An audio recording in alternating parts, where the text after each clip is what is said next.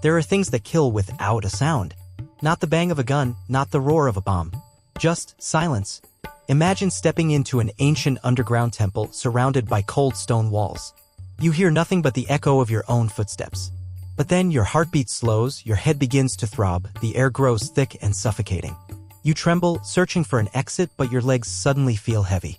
It's not the darkness killing you. It's sound, a sound your ears can never hear. This phenomenon is real. It's called infrasound, vibrations below 20 Hz, so low that human ears can't detect them, but the body feels them painfully.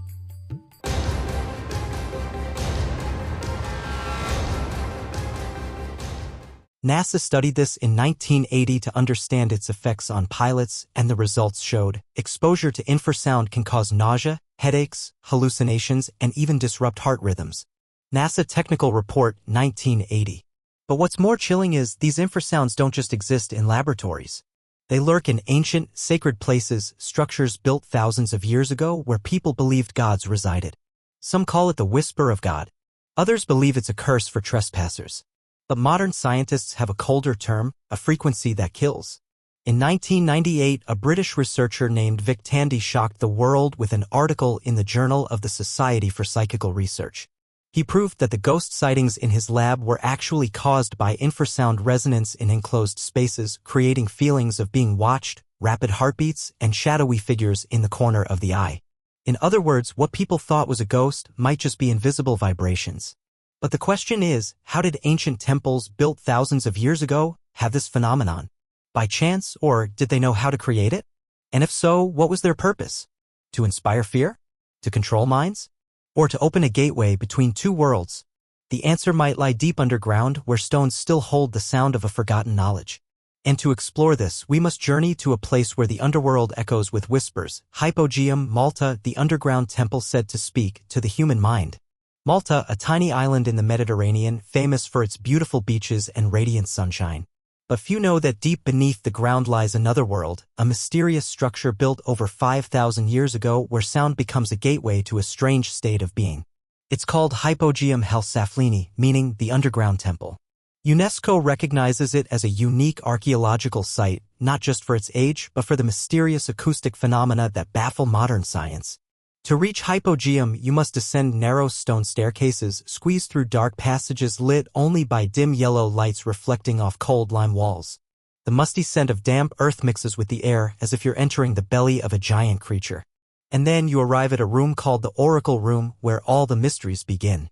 Here, when you speak, the sound doesn't just echo, it reverberates like a wave piercing straight through your body. Modern tests show this room was designed to resonate most powerfully at 110 Hz. According to research by Luigi Mucciarelli, published in the Archaeological Acoustics Journal in 2008, when a man speaks in this room, the sound amplifies and directly affects the nervous system, particularly the amygdala, the brain's center for emotions and primal responses. What does this mean? When the voice hits the resonant frequency, people in the room may experience an altered state of consciousness, a slowed heartbeat, and a sensation of leaving the body, an experience many describe as stepping into the spirit world. Did the ancients know this? No one is certain.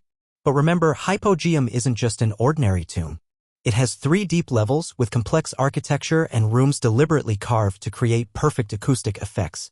What science calls frequency resonance, the ancients might have seen as the whisper of the divine. And here's the most chilling part. Local legends claim Hypogeum is a gateway to the afterlife, where the souls of the dead reside. Strange stories tell of those who lingered too long in the oracle room returning with a strange look in their eyes, or never returning at all. Coincidence? Or did the ancients know how to use sound to control the mind? If it's just a room, why was it designed with such precision, transcending time? To answer, we must continue our journey to a temple in the Andes where sound doesn't just echo, but becomes the call of the gods. Perched over 3,000 meters high in the Andes, amid fog-covered cliffs and the chilling howl of the wind, lies a place where the ancients believed sound could guide souls beyond the boundary of this world. That place is Chavín de Huántar, a ritual temple over 3,000 years old, the spiritual heart of a mysterious culture. To reach the center of Chavín, you must navigate a network of dark tunnels, narrow enough for a person to crawl through hunched over. In the thick darkness, your footsteps echo strangely. But when you stop, you realize something terrifying. The sound doesn't stop with you. There are deep, low hums traveling along the stone walls as if the temple is breathing. Many visitors describe the sensation here as complete disorientation, unable to distinguish left from right, forward from back. And that was part of the ancient ritual. According to research by John Rick, an archaeologist from Stanford University, 2001, Chavín priests used strombus shells, a type of instrument producing a deep, dull sound, to create powerful resonance within the tunnels. When multiple horns sounded together, the sound combined with the stone structure to produce infrasound, vibrations you can't hear but feel throughout your body. What happened next? Participants in the ritual fell into a state described in ancient records as ecstasy. Some felt themselves leave their bodies, floating, while others saw lights and shadows of the divine. Coincidence?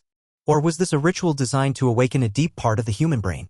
Modern science offers a cold explanation. Low-frequency sound can strongly affect the autonomic nervous system, disrupting heart rhythms, distorting the sense of time and space. Combined with the darkness and cold of the stone tunnels, the brain easily slips into hallucinations, what the ancients called seeing gods. But here's a thought-provoking detail: why was this architecture built with such precision to optimize sound resonance? How did a culture 3,000 years ago, without frequency meters or acoustic theory, know how to adjust tunnel structures to make sound supernatural? Was it chance or a trace of ancient knowledge we no longer understand? And when you leave Chavín, that deep hum lingers in your mind like a reminder that some sounds affect not just the ears but the soul. Next, we leave the Andes for an eastern wonder where the chant of prayers creates vibrations in the air, drawing thousands of devotees into a transcendent state. That place is Angkor Wat. In Southeast Asia, amid the jungles of Cambodia, a massive wonder rises as a reminder of the golden age of the Khmer Empire, Angkor Wat. Built in the 12th century, it's not just a grand religious structure, it's an acoustic gateway leading people to a ancient language called touching the divine. As you step into the main temple at dawn, the rustling wind through the long corridors blends with the deep chant of dozens of monks. But if you pause, listening deeply, you'll notice something strange. The sound doesn't just surround you, it seeps into your skin, making your chest vibrate gently. A study published in the Journal of Southeast Asian Studies in 2010 noted, when chanting in the enclosed spaces of Angkor Wat's temple halls, sound creates a strong resonance in the low-frequency range. This sound doesn't just disperse in the air, it travels through the sandstone blocks, causing the entire structure to vibrate like a giant instrument. This effect, according to acoustic researchers, causes oscillations in the chests of participants, altering heart rate and breathing, leading to deep relaxation or mild hallucinations. To the ancient Khmer, this wasn't a physiological effect, it was a sign of divine presence. Ancient carvings depict devotees entering the temple, listening to chants, and feeling their souls leave their bodies, merging with the light of the gods.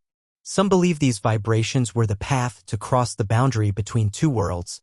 What baffles scientists is the precision of Angkor Wat's acoustic design. With its vast scale and complex structure, why does the chant resonate so perfectly? Chance? Or did Khmer architects possess an acoustic knowledge that modern science is only beginning to explore? Standing in Angkor Wat's grand hall as the chant echoes off the stone vav. LTS, you'll understand why millions over centuries believed this wasn't just a temple but a gateway to a mystical realm where sound becomes a bridge between the mundane and the divine. But the mystery doesn't end in Southeast Asia. Prepare yourself, because the next chapter takes us into the dark side of the story. Modern studies reveal why sound can deceive the mind and whether these structures were built to heal or control people. When you look at Hypogeum in Malta, Chavín de Huántar in Peru, or Angkor Wat in Cambodia, one question becomes unavoidable: why do structures thousands of kilometers apart from civilizations with no contact share the strange commonality, powerful acoustic effects impacting human consciousness? Is it all just a random quirk of architecture? Some archaeologists argue yes. They explain, ancient temples, often built with thick stone in enclosed spaces, naturally produce acoustic resonance. No mysticism, no timeless knowledge, just physics. But if it's mere coincidence, why did a study presented at the 2014 Archaeoacoustics Conference show that many ancient structures were designed with astonishing precision to optimize sound?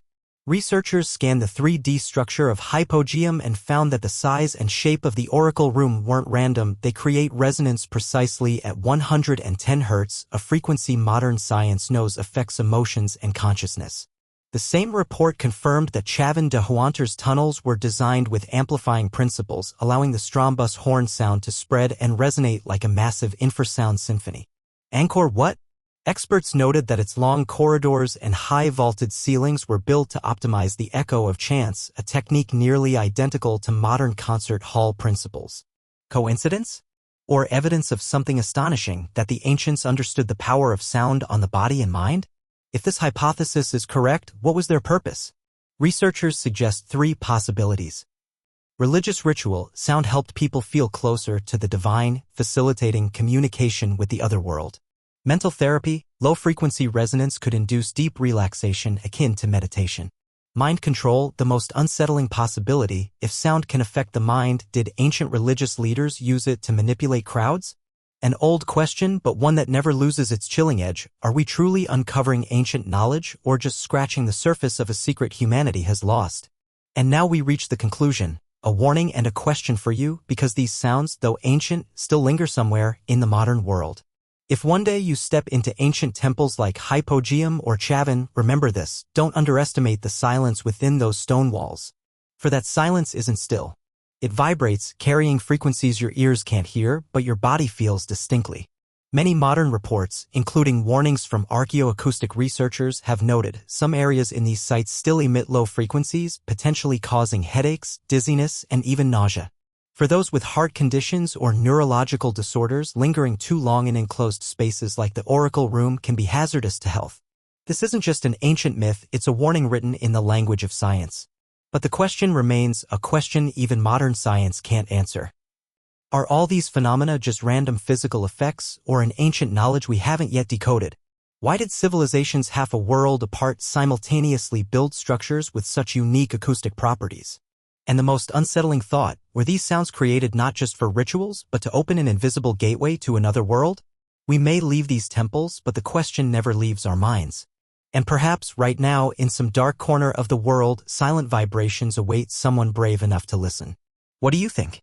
Are these deadly sounds just a terrifying coincidence of nature, or a trace of a supernatural knowledge humanity lost thousands of years ago? Share your thoughts, because this story has yet to end.